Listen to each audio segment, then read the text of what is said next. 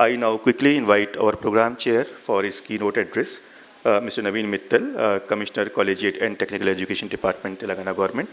He is the man behind this entire program, this 24th edition of World Education Summit. Over to you, Mr. Navin Mittal ji. Distinguished guests on the dais and distinguished participants for this 24th World Education Summit, which is happening in Hyderabad. In fact, this is the first summit which is happening after the COVID. There was a disruption for 2 years. That's what, when Ravi ji spoke to me, he said it will be good to have this in Hyderabad. And we felt that there is no better place than Hyderabad to have it, considering the transformation which is happening with the integration of technology into education. In fact, I must say that this is very, very exciting times for the higher education space per se, which I look after. Of course, in school education, we have multiple other issues in terms of student learning levels going back by more than 2 years due to COVID, because they not only could not participate in bulk of the school learning, but they also went back because in order to keep improving, you have to be constantly on. But when you have a break, you kind of relapse back, and that's a real struggle for the school education. But I must say that for the higher education space, there are multiple things which are happening which are driving this huge amount of change. One is, as I mentioned, technology per se. And technology is working in multiple ways. One is, as Jalil ji has pointed out, technology into the administration of education setup is a big theme in itself. Things like online services, not just for students, but also for institutions. More and more monitoring and information systems. Things like biometric attendance, which helps to improve student attendance as well as faculty attendance. And we have seen some great success in that regard in not just higher education space, but also intermediate education as well as in school education. In terms of evaluation systems which are coming in. In fact, in the higher education space, our entire technical education evaluation happens online through digitization of answer scripts, but they go to the various evaluators completely online. And that helps in much, I would say, much easier way and much faster way to evaluate, because teachers don't have to travel from their institutions to a camp and then the attendant headaches associated with that. So there are multiple ways in which technology is transforming administration of higher education space. Platform which is there right now is only the SWAYAM platform, and Jalil ji has pointed out that there are multiple other platforms which are available, and I think increasingly we should also look at how do we integrate some of the international platforms as well as some of the domestic other platforms also into this space, so that it is not just SWAYAM oriented, but also gives student to get content and get this content delivery from multiple other platforms. So that's kind of something which is very, very transformative, I would say. Even the delivery from the teacher side also is now moving into more and more, I would say, blended space. I mean, we tried with completely online during COVID. I don't think it really worked very well in terms of access and participation of the students in the way we wanted. And we have seen how only physical works. So I think we're increasingly moving to this more and more hybrid and blended space where we combine the best of the both worlds, the best of the online world and the best of the physical world. The benefits of online are known to us, that it is its reach is much more. It is anytime, anywhere.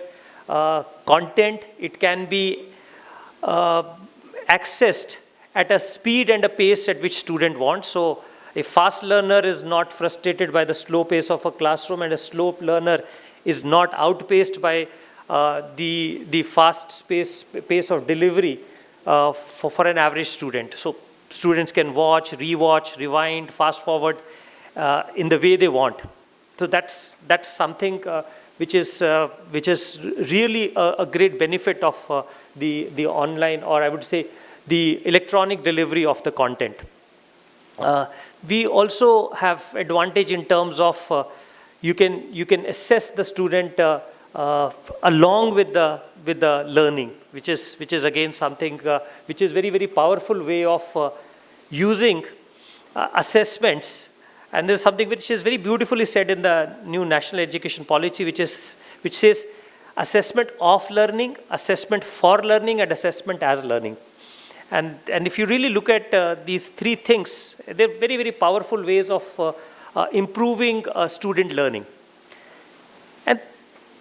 But there is also great advantage in the physical world also, because students learn not just from the content which is provided for them, but also they learn from each other also. There's huge amount of peer-to-peer learning which happens in a physical space in terms of rich interaction which takes place between the students, which provides a lot of those life skills which are very important in students' life, or a human life per se, I would say. And that can, today, it can only be provided in a physical space. And of course, for the teacher also, a physical space provides great benefit in terms of getting to know from the students. We talk about flipped classroom models. Now, the solution to combine the best of the two is now in front of us in terms of this hybrid and a blended learning kind of a model, where we provide the basic content through electronic delivery, but then classrooms become a spaces of discussion, analysis in terms of greater student learning. And I think if we can increasingly move into this kind of a model, that would give us immense benefits in terms of the objectives which we have from the education space. And this is, I would say, really exciting. And third way in which technology is important in education is technology as an education per se. And that is because we are in an increasingly transformative world. So we need to keep pace with the latest of technologies in our education world. And I'm very happy to say that in this, Telangana has done extraordinarily well. In last 2 years, we have added something like 25,000 plus seats in the new tech sectors, which is AI, ML, data science, cybersecurity, Internet of Things, robotics, and bunch of other things.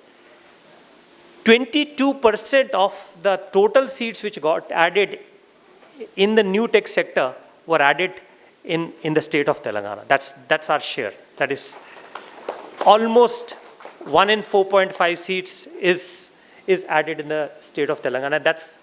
That shows that we are very much focused on ensuring that the students which we produce are able to handle the latest technology and are useful for India and the world. The second transformation, apart from technology in these three areas which I have pointed out, is the huge change of mindset which has happened, I think, due to COVID. I mean, COVID, of course, drove a lot of technology integration, but it has also driven a lot of, I would say, mindset change in the education sector overall. You can say in terms of mindset of the administrators of education space, in terms of faculty members, in terms of parents, in terms of students. And I see that there is huge amount of receptivity of accepting the change which is coming in. And I would say I see a huge difference in my personal interactions with multiple stakeholders in this 2 years. And I would say that is extremely positive, which will really help us to drive things forwards, because this was something we were always waiting for. We always, I mean, I remember a similar keynote address which I gave something like 4 years back when I was new in this sector. And I was mentioning the fact that most sectors of the economy globally are undergoing great disruption. But technology was very similar, but education was very similar to what it was probably 100 or 200 years back. I mean, the nature of classrooms has not really changed. But today, that is no more the case. And in this short period of 2-3 years, we see this huge difference compared to where we were just a couple of years back. And that is something which is, I would say, very transformative, and I would say very welcome for the sector per se. And the third thing, which is what India needed, is this policy change, which is NEP. And that is increasingly becoming a big game changer. In fact, when the policy came, there were many people who were comparing this policy to education, what 91 liberalization is to industry. And it can actually turn out to be a similar change in the education sector, probably when we look back maybe a decade down the line or 2 decades down the line. And we are going through this interesting and I would say very exciting policy level changes which are happening. A bunch of things have already come out. The multiple entry, multiple exit regulations have already come out. The academic bank of credits has come out. Both these are, I would say, really transformative from a global perspective. I don't see many countries which have a similar policy at a national level where you allow students to come in and exit at every year. So student can go out after 1 year in graduation with a UG certificate, 2 years with a UG diploma, 3 years with a UG degree, 4 years with a UG professional, or in honors, or a degree by research.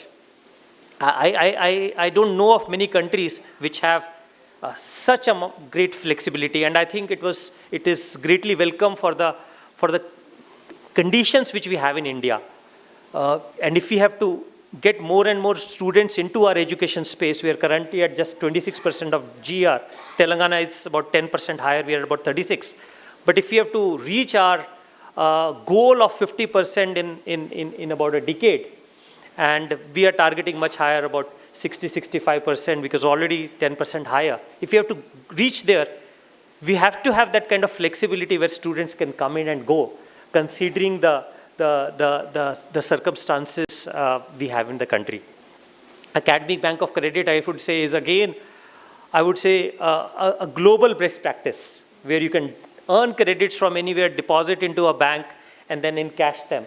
Condition being that 50% of your credit should come from the certificate, diploma, or degree granting institution. That is a real, I would say, a game changer. And even there is a lot of regulatory change which is happening on the autonomy side of institutions. There is the new graded autonomy regulations which have come up, but then if you have to reach the goal which NEP prescribes, which is having institutions of only 3 types: 1, research-oriented universities; 2, teaching-oriented universities; and 3 is autonomous degree-granting colleges, I think we have to drive it faster. And I really loved this concept of autonomous degree-granting colleges per se, and I'll explain to you, maybe take a half a minute to explain why. Right now, this affiliated system which we have is actually discouraging quality in a big way. The reason is, whether you're in the best of the college or you're in the worst of the college, the degree is granted by the affiliating university. So let's say example of some of my friends from engineering colleges are present here. Whether you are in the best of the engineering college or the worst of the engineering college, the degree is coming from JNTU. So beyond a point, it doesn't really matter. But when you make colleges autonomous and degree granting, then they have to stand on their own in the market. And that is when the real transformation will come in our colleges. And I think we have to handhold this transformation, because it can't come in a matter of few months. It has to, the NEP itself provides a time for 2035, but we have to handhold this change and empower and strengthen our colleges to move into being first autonomous and then autonomous degree granting. So I've talked about stuff which is happening, and if you really look at it in its entirety, I somehow am very optimistic of the change which is happening in this sector in the country, and I really look forward to a very collaborative approach among the participants here and people in general who have interest in this, to collaborate more and more to make this, one, a smoother process, and two is to accelerate the change which is coming in.